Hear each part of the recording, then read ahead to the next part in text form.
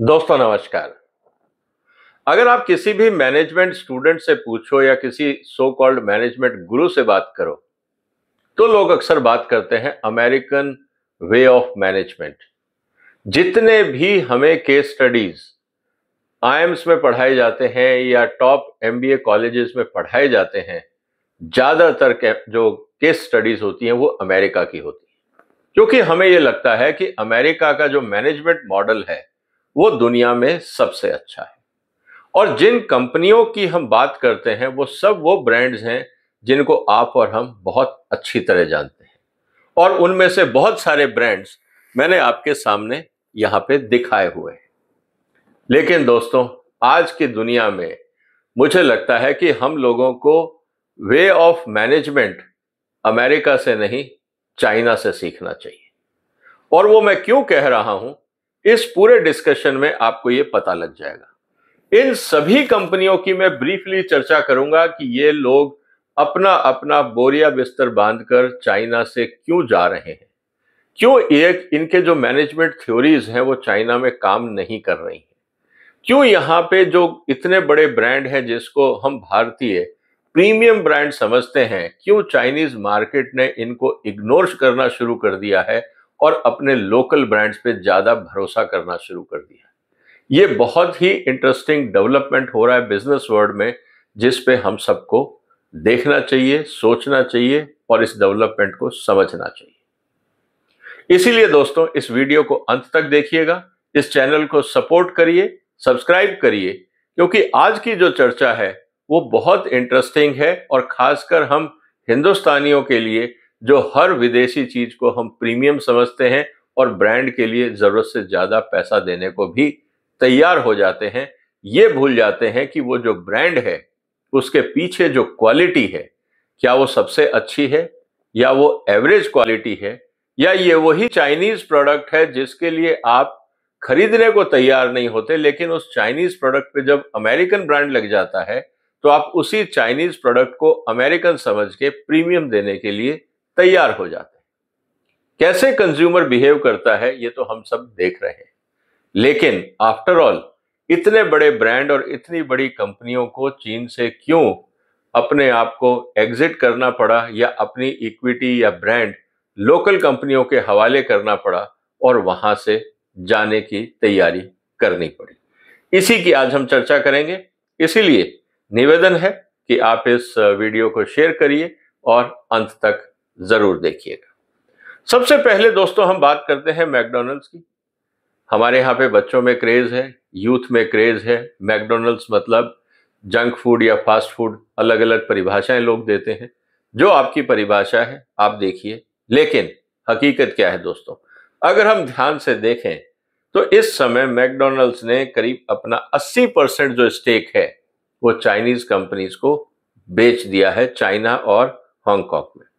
जो local consortium है वो 80% कंट्रोल करता है। अब जस्टिफिकेशन क्या दिया जा रहा है? To accelerate expansion and reduce exposure. दुनिया के सबसे बड़े बाजार से तो आप एग्जिट कर रहे हो, तो एक्सपेंशन कहां कर रहे हो? भारत में। जो चीज चाइना में आप नहीं बेच पाए वो अब आप भारत में बेचोगे, क्या ये एक्सपेंशन मॉडल है? ये हमें सोचना होगा। दूसरा इंपॉर्टेंट ब्रांड है स्टारबक्स, जिसकी हम बात कर रहे हैं कि प्रीमियम कॉफी। ये एक बहुत इंटरेस्टिंग केस स्टडी है, इसको आपको पढ़ना पड़ेगा, क्योंकि एक जो लोकल ब्रांड है ये, इसको ध्यान से देखिए, नेट पे जाइए, और लकिन और साथ में कोटी, ये दो ब्रांड हैं, ये चाइनीज ब्रांड है। इन्होंने स्टारबक्स का जीना हराम कर दिया। स्टारबक्स से 1/3 दाम पे ये प्रोडक्ट बेच रहे हैं और स्टारबक्स से अच्छी क्वालिटी बेच रहे हैं, और ये चाइनीज कंपनीज है। तो कैसे टिकेगा स्टारबक्स? उनको समझ नहीं आ रहा कि वहां क्या करें, तो इसीलिए उन्होंने अपना 60% जो स्टेक है वो चाइनीज पीई फर्म को बेच दिया है। और आज हालत ये है कि जो स्टारबक्स है वहां से मैनेजमेंट कंट्रोल पीई फर्म को देके अपना ब्रांड दे दिया है कि आप इस ब्रांड को यूज करिए और मुझे रॉयल्टी दे दीजिए, मैं यहाँ पे बाजार में नहीं टिक पा रहा हूं। क्यों? ये जो दो छोटी कंपनियां हैं चाइना की, इन्होंने जीना हराम किया, और इनका जो एक्सपेंशन है, जो ग्रोथ रेट है, एक एक दिन में 10-10, 15-15 आउटलेट खोले इन कंपनियों ने। कॉफी को इतना पॉपुलर कर दिया कि लोग स्टारबक्स को भूल गए। ये है चाइनीज कंपनियों की तरफ से की गई कार्रवाई। अब हम बात करते हैं दूसरा ब्रांड जिसको लेके हिंदुस्तान में भी काफी चर्चा रहती है, KFC एंड पिज्जा हट। 2016 में इन्होंने अपनी जो इक्विटी थी वो स्पिन ऑफ कर दी और अब जो इंडिपेंडेंट मेजॉरिटी ओनरशिप जो है वो चाइनीज के पास है।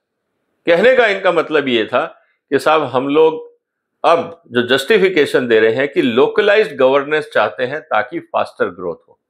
इसका मतलब यह है कि जो अमेरिकन वे ऑफ मैनेजमेंट है या जो अमेरिकन गुरुज आते थे इनको बताने की कैसे मार्केट एक्सपेंशन करना है, वो सब फेल हो गया। अल्टीमेटली चाइनीज मार्केट में चाइनीज मैनेजमेंट फिलॉसफी काम कर रही है और ये बड़े ब्रांड्स को वहां से एग्जिट होना पड़ रहा है।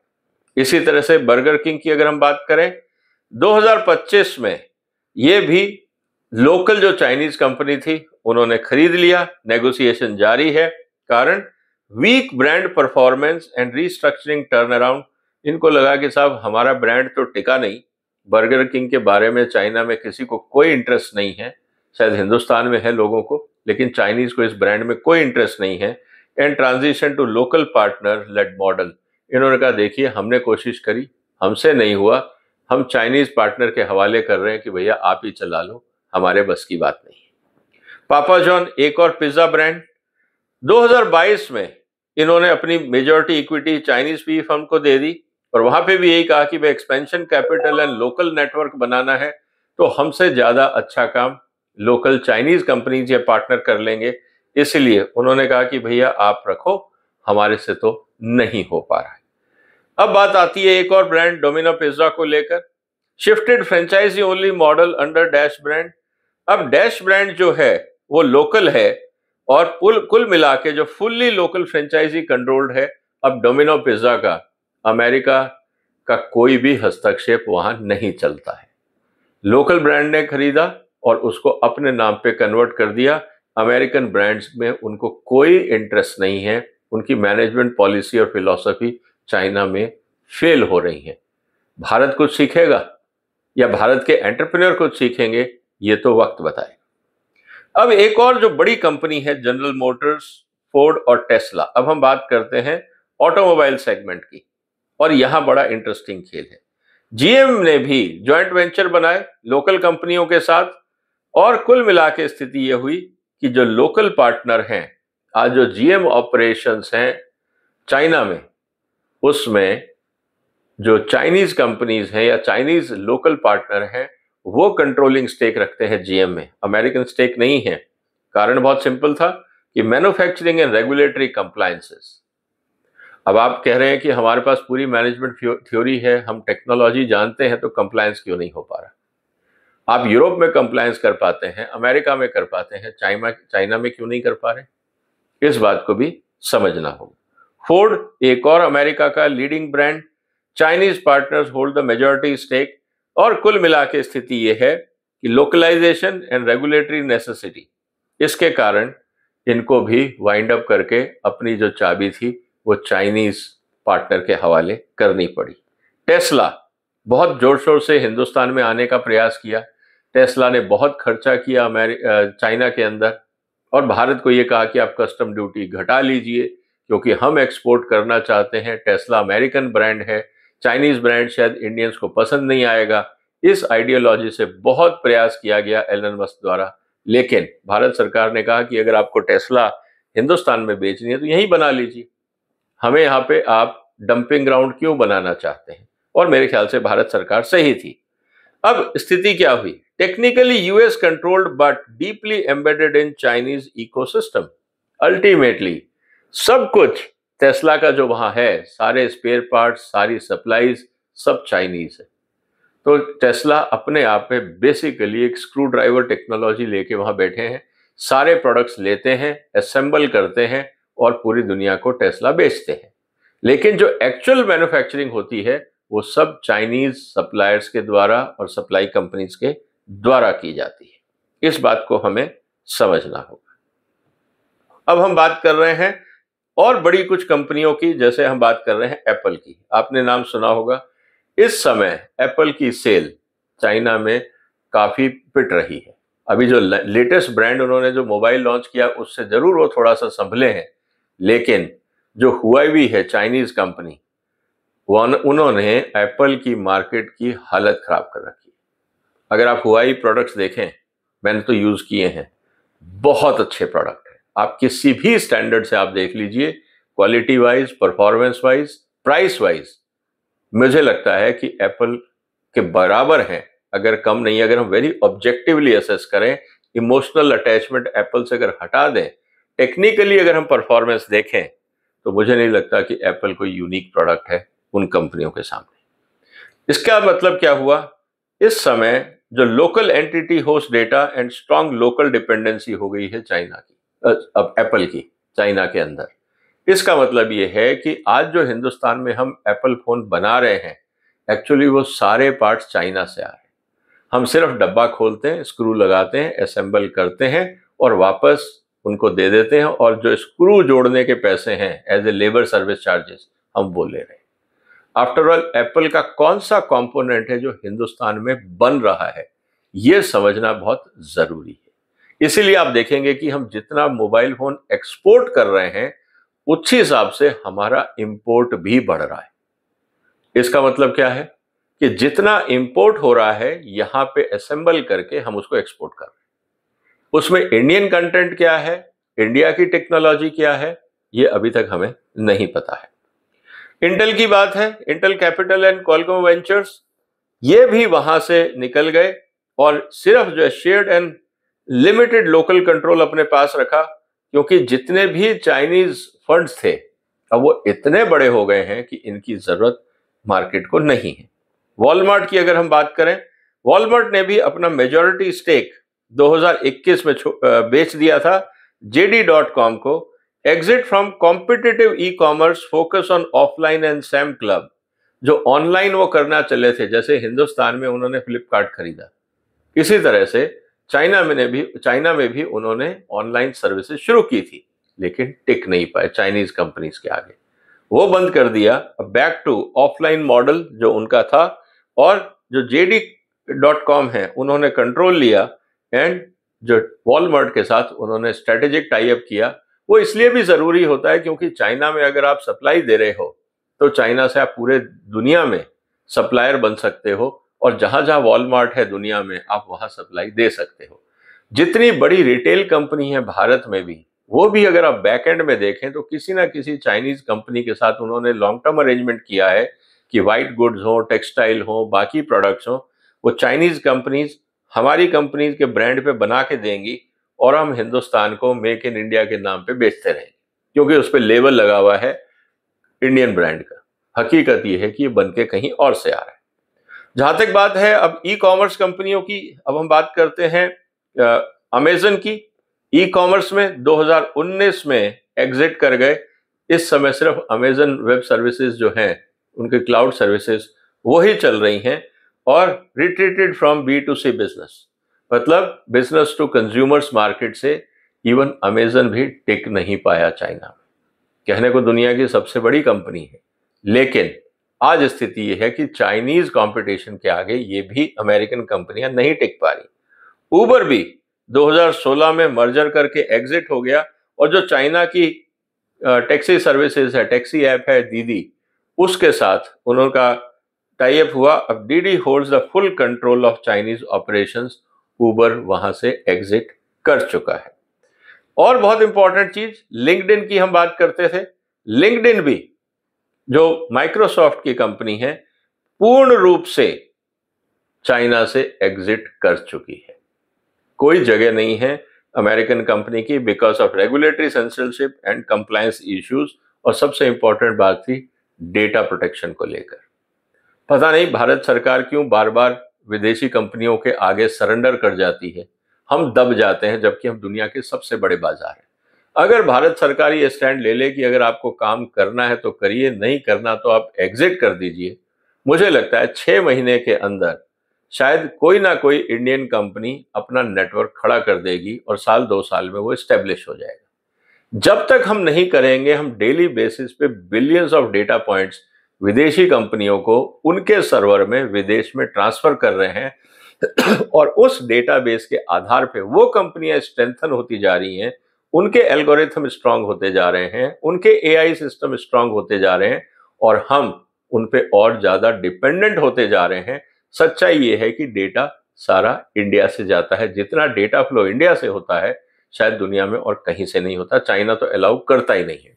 तो डेटा के लिए इंडिया सबसे बड़ा मार्केट है और वहां पे भी भारत सरकार का अभी सख्त रुख देखने को नहीं मिल रहा है। याहू, वेरिजोन मीडिया ये भी पूरी तरह से एग्जिट हो गए हैं 2021 में। तो कहने का मतलब यह है कि जो भी अमेरिकन बड़ी बड़ी कंपनियां हैं जिसकी चर्चा हम हिंदुस्तान में करते हैं वो सब चाइना से एग्जिट हो चुकी है। सॉरी। अब इंपॉर्टेंट लेसन्स क्या हैं? 10 इंपॉर्टेंट चीजें हैं दोस्तों जो हमें समझनी पड़ेंगी। Local partnership is more important than pure ownership. मतलब यह है कि अगर आप किसी देश की संस्कृति और संस्कार नहीं समझते हैं और वहां के आप इंपोज करने की कोशिश करते हो तो आपको हारना पड़ता है। चाइना ने बता दिया। हिंदुस्तान में भी बहुत सारी मल्टीनेशनल स्ट्रगल करती हैं सरवाइव करने के लिए और अक्सर वो क्या बोलती हैं, यहाँ पे लोग क्वालिटी कॉन्शियस नहीं है इसलिए हम ग्रो नहीं कर पा रहे। जबकि वो ये नहीं बताएंगे कि 2 रुपए की चीज वो 10 रुपए में बेचना चाहते हैं और हिंदुस्तान का कस्टमर जो है वो वैल्यू कॉन्शियस है। वो कहता है कि पैसे तो मैं दूंगा अच्छी क्वालिटी के, लेकिन इतने नहीं कि आप मेरी जेब काटो और मैं आसानी से आपको जेब काटने दूं। ऐसा नहीं होता। तो हिंदुस्तानी कस्टमर भी बहुत ज्यादा समझदार है। रेगुलेटरी कोएग्जिस्टेंस बहुत जरूरी है। अगर आप किसी भी देश में जाके ऑपरेट करना चाहते हैं तो पहले उस देश के बारे में सीखिए, समझिए, वहां के कानूनों को समझिए। हमने ये देखा है कि जितनी विदेशी कंपनी भारत आती हैं वो सारे कानून अमेरिका और यूरोप में फॉलो करती हैं, लेकिन जब भारत सरकार वही कानून हिंदुस्तान में लगाना चाहती है तो ये सब यूनियन बना के एसोसिएशंस के माध्यम से प्रोटेस्ट करने लगते हैं कि ये कानून भारत में नहीं चाहिए, क्योंकि सब standard product, defective product, bad quality, bad customer service पे सजा ना मिले और हिंदुस्तान के कस्टमर को कुछ भी थमा दिया जाए और प्रॉफिट लेके अपने देश वापस भेज दिया जाए। ये जब मानसिकता रहती है और इसमें हमारी जो इंडस्ट्री एसोसिएशंस हैं वो इन सब मल्टीनेशनल्स के साथ जुड़ जाती हैं, क्योंकि वो इन सबको स्पॉन्सरशिप दे देती हैं और ये बिकने को तैयार हो जाते हैं। देश का नहीं सोचते, ये अपना शॉर्ट टर्म गोल देखते हैं और आगे बढ़ते हैं। कैपिटल एफिशिएंसी की अगर हम बात करें तो ये बहुत इंपॉर्टेंट हो जाता है कि अगर आप एफिशिएंट हैं और विदेशी कंपनियां जब आती हैं तो वो अपने एक्स्ट्रावेगेंजा, शानो शौकत, सब चीजें अपने हिसाब से करती हैं, लेकिन अगर लोकल एफिशिएंट है कंपनी और क्वालिटी सर्विस देती है तो मुझे लगता है कि भारत की कंपनियां भी टिक पाएंगी। लेकिन शर्त यह है value for money and high quality. इसीलिए मैं कह रहा हूं कि चाइनीज मॉडल को सीखना पड़ेगा। अमेरिकन, यूरोपियन मॉडल आउटडेटेड हो गए हैं आज की दुनिया में। कंज्यूमर लोकलाइजेशन, आपको लोकलाइज प्रोडक्ट बनाने पड़ेंगे। जब शुरू में चिप्स आए थे, मैकडोनल्ड्स आए थे, ये सब वेस्टर्न फ्लेवर्स लेके आए थे। अब धीरे धीरे सबको समझ में आ रहा है कि मसाला ही बिकेगा। हिंदुस्तान में गरम मसाला ही चलता है, चाट मसाला ही चलता है। यहाँ पे ओनियन फ्लेवर नहीं चलता है, यहाँ पे चीज फ्लेवर नहीं चलता है।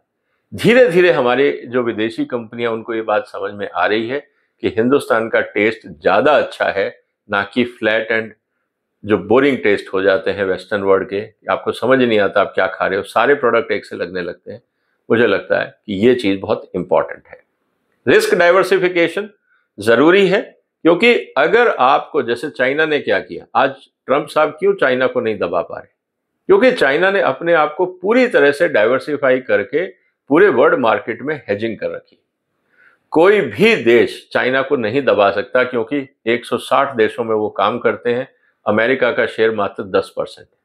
10% अगर मार्केट चला भी जाता है तो 90% तो फिर भी इंटैक्ट है। अल्टीमेटली अमेरिका लाएगा कहां से? जिस भी देश से खरीदेगा सप्लाई, वो घूम फिर के वापस चाइना से ही या किसी चाइनीज कंपनी के माध्यम से ही जाएगी। तो उनको ये पता है, उन्होंने अपने पूरे रिस्क को ढंग से हेज किया है। भारत को भी बहुत तेजी से ये एक्सरसाइज करनी पड़ेगी और सीखना पड़ेगा। इसके अलावा जो इंपॉर्टेंट मुद्दा है दोस्तों, वो ये है एम्पावर लोकल मैनेजमेंट।